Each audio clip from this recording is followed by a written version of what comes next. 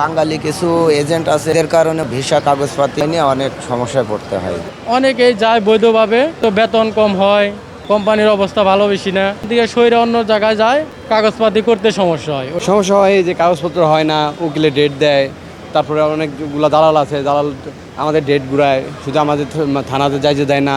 এয়ারপোর্টের সমস্যা এদেশে আসলে, যেমন জিদ্দা, দাম্মাম, রিয়াদে, একটু বড় বড় শহরের মধ্যে, এমনি সব জায়গার মধ্যে না, সব জায়গায় না, বড় বড় শহরে 3টা শহরে বেশি আর কি, দালাল চক্কর বেশি, রাস্তা থেকে উঠে লই যায়, মোটা অঙ্কের টাকা চায়, এগুলো আমরা শুনতে আছি আর কি।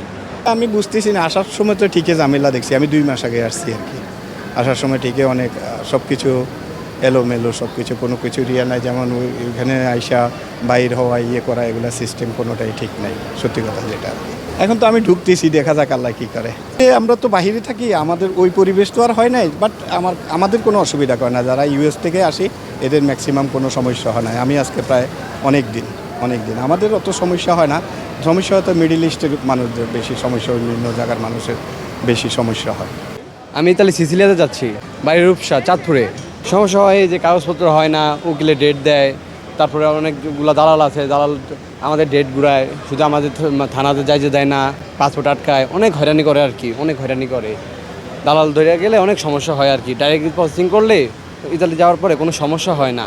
ডাইরেক্ট আমি থানাতে গেলাম যে আমার কি সমস্যা, আমি বলার পরে আমার নিজে করা যায়। কিন্তু কোনো একটা দালাল অথবা বড় ভাই ধরলে ওরা শুধু ডেট ঘুরায় আর টাকা নেয় না। আমাদের কোনো সংগঠন নাই তো ওই জায়গায়, এই কারণে আমরা কোনো দাবি জানাচ্ছি না আর কি। যদি সংগঠন থাকতো তাহলে কি আমাদের অনেক উপকার হতো আর কি, বিশেষ করে সিসিলিয়া শহরটাতে।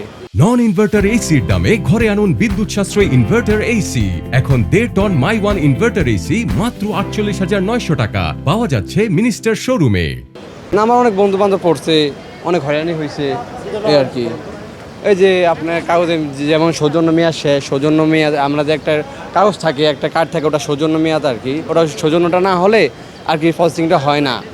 ওটার কারণে আর কি অনেক হয়রানি করা হয়। আমি মালয়েশিয়া যাবো। মালয়েশিয়ার অবস্থা এখন মোটামুটি ভালো, কিন্তু ওই দেশের ভিতরে একটু সমস্যা চলছে। অপারেসি অবৈধ লোকের কারণে একটু অপারেসি ডিস্টার্ব হচ্ছে। আমাদের ঝামেলা ধরেন ওই দেশে একটাই ঝামেলা, আমাদের এই যে বাঙালি কিছু এজেন্ট আছে, এদের কারণে মনে করেন যে আমাদের এইসব ভিসা কাগজপাতির বিষয় নিয়ে অনেক সমস্যায় পড়তে হয়। ওই দেশের নিয়ে আমাদের কোনো সমস্যা হয় না, কোনো পরিবেশ বা কোনো প্রয়োজন নিয়ে কোনো কাজের বিষয়ে কোনো সমস্যা হয় না।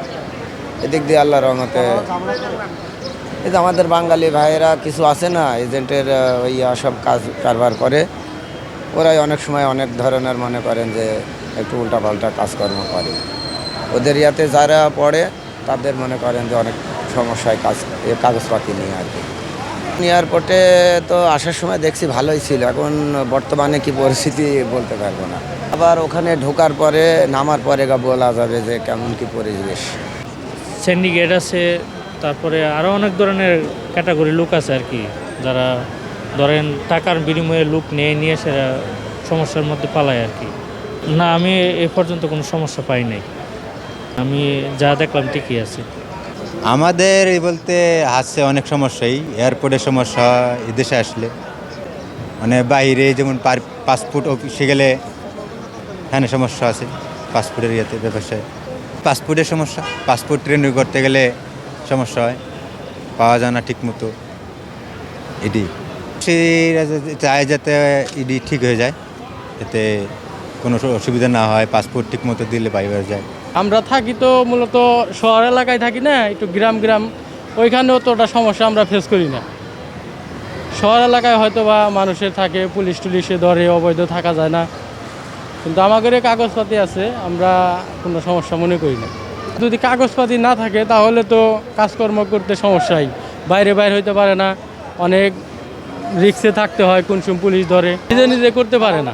প্রথমে তো অনেকেই যায় বৈধভাবে, তারপরে যদি হয়তো বেতন কম হয়, কোম্পানির অবস্থা ভালো বেশি না, ছুটি পাওয়া যায় না, ওই কারণে ওইখান থেকে সইরা অন্য জায়গায় যায় বেশি কামানোর জন্য, তখন আর কি কাগজপাতি করতে সমস্যা হয়। ওটা তো সরকার যদি সুযোগ দেয় তাহলে করতে পারে, তাছাড়া তো করতে পারে না।